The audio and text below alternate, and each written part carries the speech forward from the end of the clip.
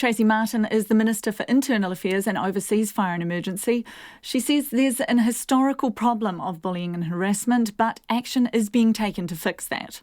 What we saw from the Coral Shore report was that fire and emergency has a historical problem with bullying and harassment here in New Zealand. And so that is why the Shore report was so important, and also the actions that FENZ have taken since then and continue to take are really, really vital. The actions that they're taking, though, don't seem to go far enough for the complainants. They're saying complete inaction, in fact. What are you confident is being done to change things there? Well, I guess I can only talk from my conversations with the board. I can only talk from my conversations with the CE, my conversations with the women's leadership groups. I was at the UFBA conference last year where this was actually the major focus of that conference for our firefighters. I was at the Women in Firefighters Australian conference here in 2018 at Te Papa where this was another major focus. So I know that this has been and is a focus for Fire and Emergency New Zealand. They have been moving on some of the 33 recommendations that came out of the Shore report, and I have confidence. The chairman of the board gives me confidence that they are moving forward with an independent complaints process. How independent is that complaints process going to be? How's it going to work? Well, it's out for tender at the moment, is my understanding, in the conversations that I've had with Paul Swain, the chairman of the board. And so, because I think probably one of the first things to understand is we have career firefighters, so they would be covered by employment law if there was any issue like this. And then you've got volunteers, and it's volunteers that the complaints process needs to be accessible and fair and transparent, but independent. So one of the things that the Fire and Emergency has been doing is 2 rounds of consultation with our employees, with volunteers and the public about how that scheme would work. But right now there is a tender out for that independent organisation to be able to provide that service. A tender because that service is going to be contracted by FENZ? Certainly. The money will be paid by FENZ to an independent organisation to deliver on that, on the surety for both mediation or taking the complaints to the level that they need to be taken to.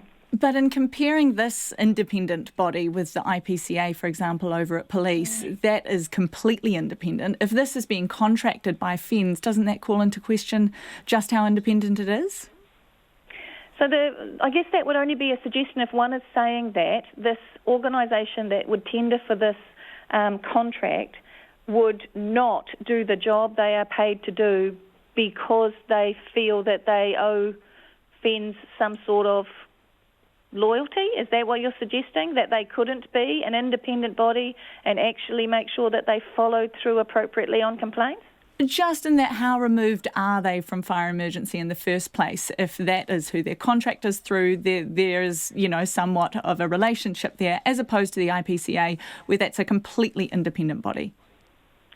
Well, the independence comes from that certainly while somebody is paying your bills, I would imagine that your reputational value, that you do the job you are paid to do appropriately and at the highest level, is what maintains the confidence of the public and as well as those using your service. Just in terms of understanding how you've been hearing about the complaints and the media reports, how many of the stories of the women who've come forward have you heard or have you spoken to about their experiences?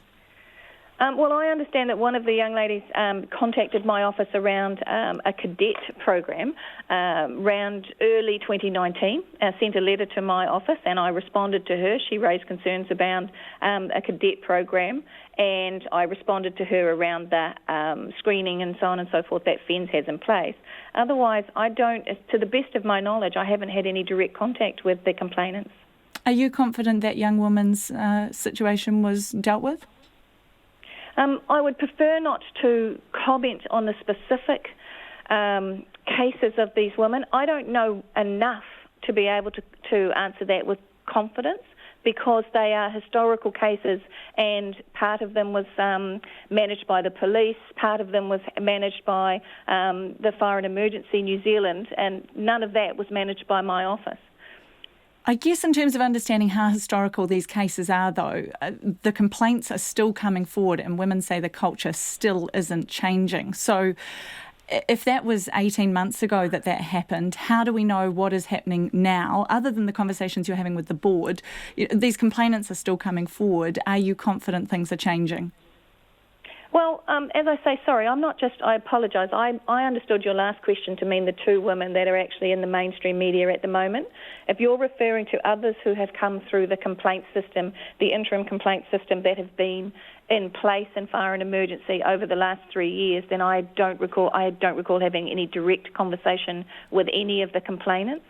I do, however, have sat down with the women's leadership group that was put together in around about 2017, 2018 by Fire and Emergency New Zealand to make sure that the women inside the organisation were able to articulate freely the challenges that they had, that they were able to articulate that to the leadership teams of Fire and Emergency New Zealand with no backlash, and so that they were part of changing the culture, a historical culture that was inherited by Fire and Emergency New Zealand.